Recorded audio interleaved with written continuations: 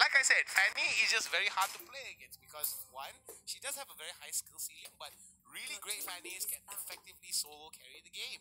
Yes, it definitely has lots of disruption. So a Kai and a very quick Diggy as well being removed here. So not surprised. This is quite echoing the first match as well. And these are pretty much the standard bans. Now, will they respond in with Kagura, Lancelot, or will it be a more targeted ban? Oh, Well, the thing about picks and bans is there are a few ways to play it. Either you pick up your strong.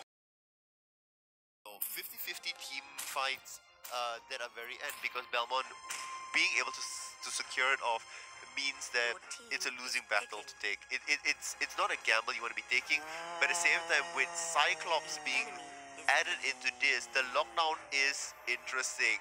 Yi Shunshin coming through with Rafaela for IDNS SG is crazy. I like this Rafaela pickup. Why? Is because that now they don't have that much. They do have Lancelot as the fighter. He can go into the off lane and be considered one of those like jungling, roaming kind of heroes. What's really important to note is the fact that Rafaela, Balmon, and Grok. That's a lot of sustain for very two tanky heroes right there. Predictions, bro. I'm gonna go with IDNS. I can't. I'm gonna go with IDNS as well. It is. Well, the thing is, individually the players they are playing pretty much their standard. You are seeing Grok, Rafaela, Yushin being some of the top tier picks of the teams individually. So it may not be a direct representation of the meta, but it's definitely a direct representation of their player strength Definitely. that's going on there. So I mean, you gotta understand that sometimes a lot of players, particularly in solo queue and some of the streamers that I spoke to, they be complaining that there's not that much variety in the current meta right now. But when you're at this level, sometimes the meta is not as important as how you feel comfortable with a certain composition. If you're able to pull off a composition really well, yep, well that's definitely true, and especially with it at 2,000 stars, you can't say that you know you need to be exactly conforming to the meta really. So here we have it, and once again Turtle responding on the top side from our perspective. yeah, topside turtle. So we do see that there is going to be a bit of priority being focused to the top We side. are seeing Char going up there for that proxy as well, hovering over there. Yes. Facebook now, but he's got to be And careful. the response. Ooh, we'll be able to get out of it. Very defensive as it is. Facebook doesn't want to get caught, and this is what Equalizer needed to do in their previous game when they went up against Cyan. Exactly. Immediately, as soon as IDNS sees, as soon as MyA sees IDNS being Look sneaky. at this. Oh boy. Oh, Coming from the other side wow. there as well. Lancelot now dealing some damage. Bringing him down to half health already. Hilda will manage to back away from this. We are seeing that Roger Exists. that side. First blood does go to IDNS SG. Lovely attempt there on the side, coming in, especially from the pincer move from both sides, meaning that they had to be taken down. Nice dash away, making sure that they keep alive. The buff is secured, and they are off to a pretty good start. 500 in the lead already with that one kill there. Now, Jason now spinning away, causing as much damage as he can over to the bot side against the enemy Hilda.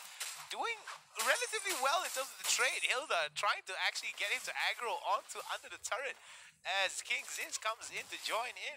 The first kill does go over to IDNS, however, and let me just say this, MyA is not a lost game for me. I mean, just the first kill, but it is a definitely big advantage for the side of IDNS. Definitely not over by any sort of extent that's over there, but it is a little bit of a moral victory, especially being able to bring it down that early.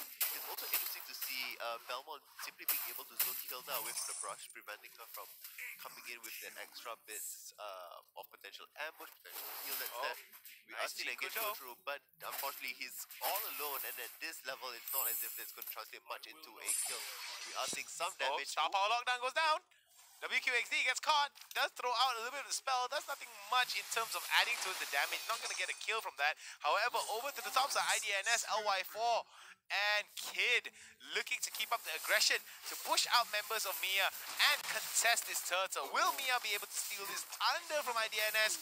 Not sure, because the numbers do not seem to favor Mia. No, in fact, they will not be able to do that. Yushin Shin, played by LY4, will be able to secure it as well.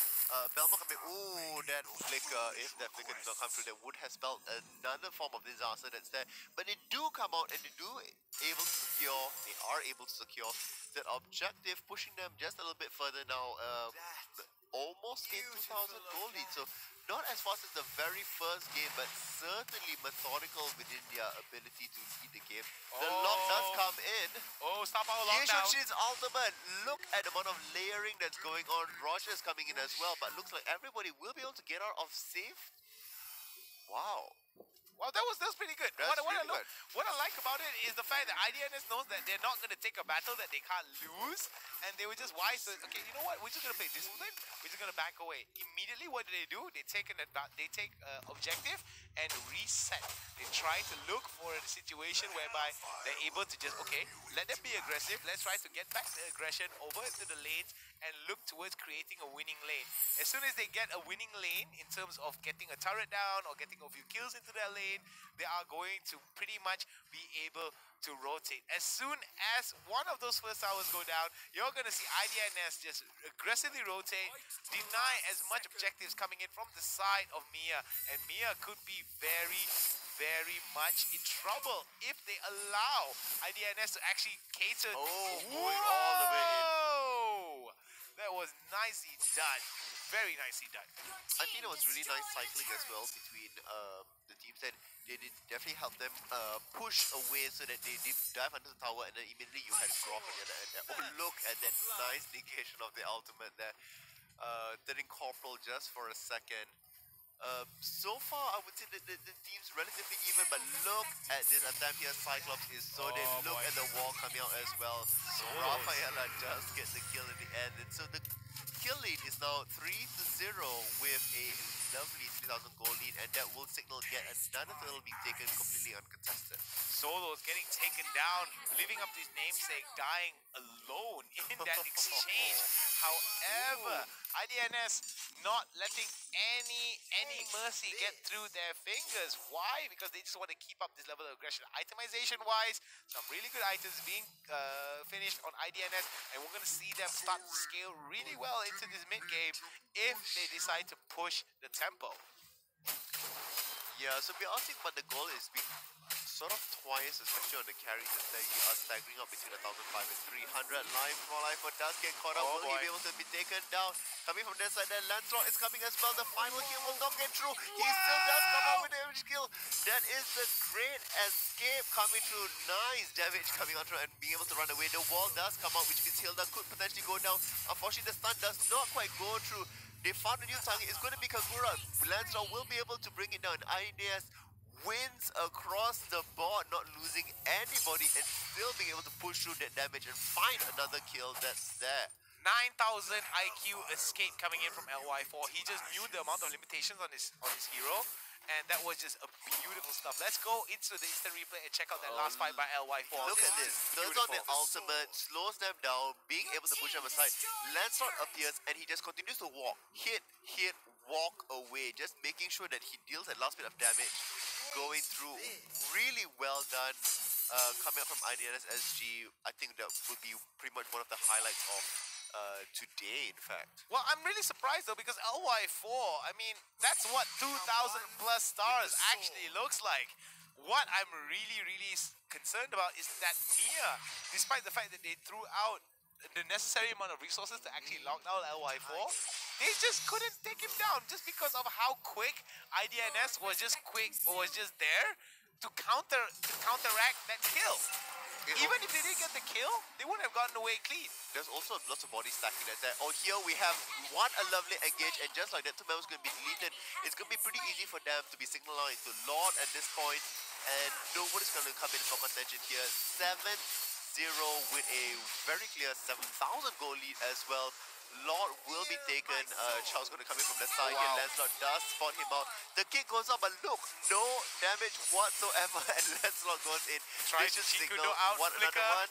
And there we have it. go. WQXD with the mega kill onto that Cho. Really that nice. was just too much damage coming in from the side of IDNS SG. And we do see that the Lord is being called out and is most likely going to go, excuse me, it's going to go to the bot lane. Star Power Lockdown has been called out. Not much going to go down on it because, well, the cooldown is definitely low, but in a game like this, seconds is the difference.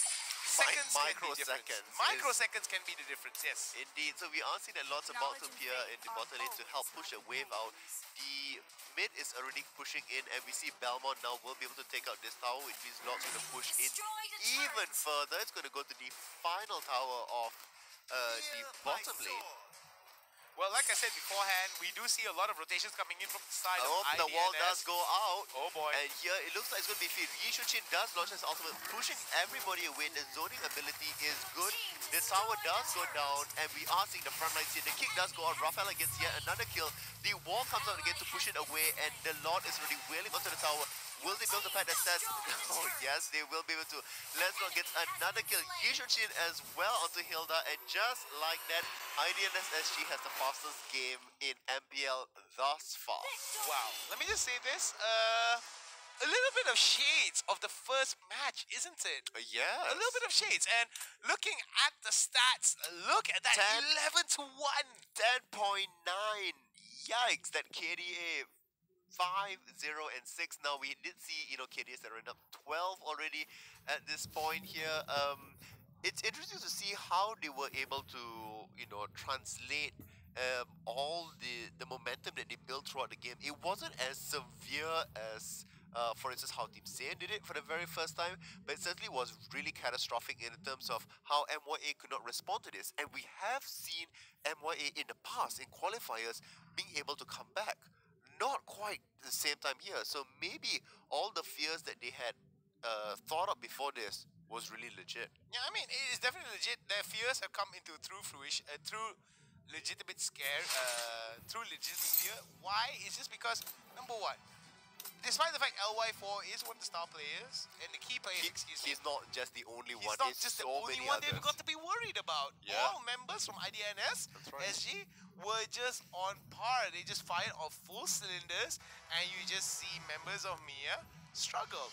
I think that we're going to have a very interesting run for this season, isn't it? I mean, right now you already are seeing strong teams struggle against each other. Hopefully we see, a fight back within game 2. But right now, IDNS SG has gotten 1 point and $250 to their name. So congratulations, guys, for that game. That's a really good game for you. Hopefully MyA will come back with more of it in the next game. So I have a question for you, Hound. Yes. On a scale of 1 to 10, how scary do you think it's going to be? Because we have seen 4 teams play now. Yeah. How aggressive do you think this season's going to be as it progresses? Now, as the season progresses, you have to understand that the more you win, the more money you're going to be bringing home, right? Yeah, so that's definitely going to be a very intimidating factor that can either make or break you. Yep. When you realize that there's so much at stake, and there's so many people watching, and there's so many people that are hoping on you to win, you're not only carrying your team's hopes, you're carrying the hopes of your country and the community behind you. Yeah, but how aggressive will each of the teams play? Because we see, teams hitting that sort of 10-minute, sub-10-minute mark. Will that continue to sort of accelerate as the season goes on? Or will it sort of, mellow out because people get used to each other, people are, finding new picks, new counter picks, new bans around it? I'm thinking that for games that are going to be very highly competitive, it's going to slow down just a little bit. But let's look at these highlights, ladies and gentlemen, boys and girls. This is the game that MyA just felt like they were outclassed at every turn. Not even a single counterplay. That was the first blood that came in for WQXD, and that was just the beginning of the end. It started out a precedence that was set up by IDNS that, hey, we are here to kick some serious butt. We are not here to play around. Look at them gather all kinds of advantages. The team fighting was just incredible. IDNS with an immediate fallback on solos here. And what I love about it is also how effective the Grok wall is at just stopping members of the enemy team from going down. Now, this was a big play that really impressed me. LY4 I mean, just the play, as much as LY4 for that specifically, a lot of props goes to Kid for landing their wonderful ultimate. A lot of it goes to Grok as well for being able to land all those balls. Their supporting players here really enable, you know, people like WQXD and LY4 to shine so brightly because you have such good attention coming in. Look at the amount of stunts and that follow-ups that's going through there in that very last instance that we saw. And even here as well, the lack of damage, and this is just simply, you know, them following up.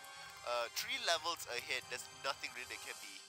Like I said beforehand, Facebook definitely messed up big time there. He got bamboozled really hard into trying to get into a Lord kill. However, even here, if you look at Chow coming in from the very side and Cyclops that's there, completely gets zoned away from the team and not being able to actually deal much damage at all. Cyclops is completely by its side here, while the rest of the team is being obliterated close towards the base here. So I think MYA needs to recalibrate how they look within their team fights and their arrangements, because they are playing completely to the tempo of IDNS SG, and that's what they need to be improving within the game too. I'm just gonna say this, right? If I were to give IDNS SG a different kind of job, it would be a composer for an orchestra, because the way they play is like music in a sense, right? There's just a specific flow and a specific type of aggression where you see all pistons firing at the same time. You see that level of aggression that you don't see anywhere else. We do see a little bit of that in Team Cyan. However, IDNS seems to be a little bit more finesse, a little bit more polished. And despite the fact that Team Cyan destroyed and obliterated Equalizer, there were some hiccups and some kills that they shouldn't have given out towards Equalizer. Could that actually reflect how, or could foreshadow that final performance against IDNS if they were to meet in the future? I mean, definitely will be meeting in the future. I mean, that's one thing to be considered here. But you know, let's just focus on what MYA could be doing within game 2, because it's still not over for them. They still could win that 1 extra point coming through. We both agreed that we liked the draft of IDNS more than MYA. So, what do you think we could change about MYA's draft? Well, I'm thinking that Harley was a pretty good ban. I do agree that Akai is going to be banned out for the majority of the entire tournament, unless there's a substantial nerf towards his. But what about Kagura? I mean, Kagura was picked up, but did not have this substantial play. There are definitely ways to counter that Kagura with some really good initiation and just getting into a phase. The thing about Kagura is that if you get up into a phase and you don't allow her to actually maximize the use of her range and her zoning abilities, you get on a flank, or you get someone like a Cho to come in with the Jeet Kune Do knockup with the Way of the Dragon, and you essentially deliver Kagura into your team's hands. I mean, it's irrelevant how strong the Kagura could be. However, when teams play very well against a Kagura, it definitely is something. I don't see how some teams who are not up to par in terms of playing around with Kagura should pick Kagura. If you don't know how to pick Kagura for the sake of playing Kagura, you just don't want to get Kagura to be played by the enemy team, you shouldn't even pick her at all. Well, we'll find out, because we are about to move into the second game draft. Yeah, it's match number 2, game number 2 between me on the blue side going up against IDNS SG on the red side. We're going to see the bands come through right here. And remember, do check out our sponsors. This broadcast brought to you by our legend sponsor, your first AI phone, Honor View 10. This phone is definitely smarter than my cat, that's for sure. And of course, our partners in esports, Armageddon and GoPro.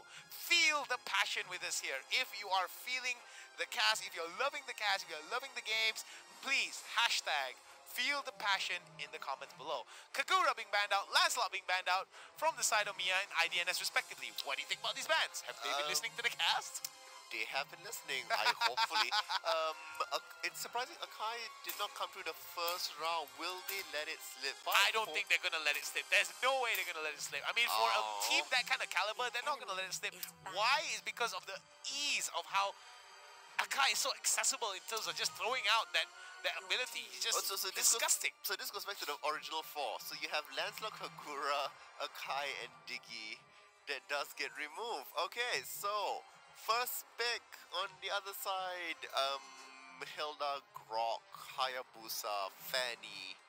Fanny is open, so I'm thinking that LY4 should consider locking in Fanny. However, MyA is the one that has the first pick. Indeed, it's MyA that is picking up first, so it should be interesting to see what they go with. They are down to 5 seconds left.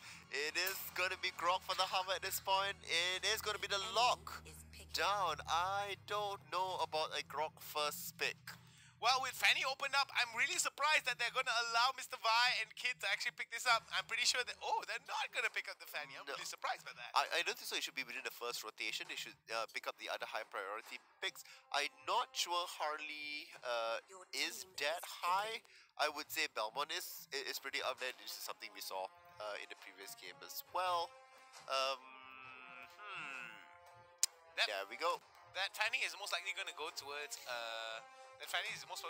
solos, but they've got to be careful because if they go with a high loss, it's going to be a bit of a problem. Single unit stuns on the Fanny, even if the Fanny is on a steel cable, she can get stunned. Oh, this is reminiscent of what would be the standard meta in previous seasons. So you have Grok, you have Aurora, you have Fanny. A very stable composition coming through there. You might see an Irithel come through as well from the other side. Yishuchin and Hilda, no surprise to this composition. Very fast, very aggressive coming from IDNS SG as well. They should be able to round this out with an assassin, with a marksman coming through. It would be interesting if they go for carry. Yeah, it would be very interesting to go for carry. With the amount of CC that they have, with the amount of CC that they have with the Grok and the Aurora, it would be interesting because they do have a bit of mobility with the Hayabusa and the Fanny that they have. And Roger as well, not a traditional marksman, and Rafaela gets locked in instantly on the other side here. So this is gonna be interesting. This is gonna be very interesting. Gonna ask you the question. Oh boy. The Hound. Yes, sir. What are your predictions? My prediction, sir, is very simple. IDNS with a clean 2-0 over MyA. Because judging from the composition, I believe that IDNS has a lot of the potential early on. Because of the mobility, if they're able to abuse the mobility for the first 2 to 3 levels before they hit the level 4 and get their ultimates, it could spell a lot of problems for the side of MyA. However, MyA does have that Fanny though, which I think could be a really huge problem considering the amount of mobility. I know some of you guys are thinking, but Hound, Fanny got nerfed in the last in a few patches. Fanny has gotten nerfed multiple times. But the fact is, the mobility is still very strong in the hands of a right player. The only thing that a nerf changes is the scaling of when you start to pop off in terms of your damage, in terms of. I think the also thing to be brought up here is to look at all the players that do play the game. As much as the nerf goes out and affects a lot of players, you also are talking about players that have hundreds, if not thousands of stars. Yes. It's not exactly going to be the small bit that's there. Let's go into game. We are seeing Shadow charging up there already, and here we are. Blue side, MyA, and on the red side, IDNS SG already with one on the board, looking for their second win. Looking for the second win, and it could be a very interesting composition here. Over to the mid side, it's going to be 4-man for the side of IDNS. We said this before. We did speculate on what kind of formations that's going to come for the side of IDNS or MyA, and it seems that IDNS is the one that would break it in terms of the pattern. Now we're going to see an early engage here. This could be bad for the side of IDNS. They did bear it off a little bit more than Pikachu, as Ziz is going to go on. Oh my god, Solos with the kill, the first blood. Oh my goodness, MyA. One more. Oh, double kill onto Solos. Holy cow, is this the MyA that we were all talking about? Oh, another one. And that makes 3. 3 in a basket. 3 in a basket, a big, huge early game advantage fail for the side of IDNS. They did bite off a little bit more than they could chew. They did realize that, okay, we're coming 4-man in the middle. And we'll try to get some of these.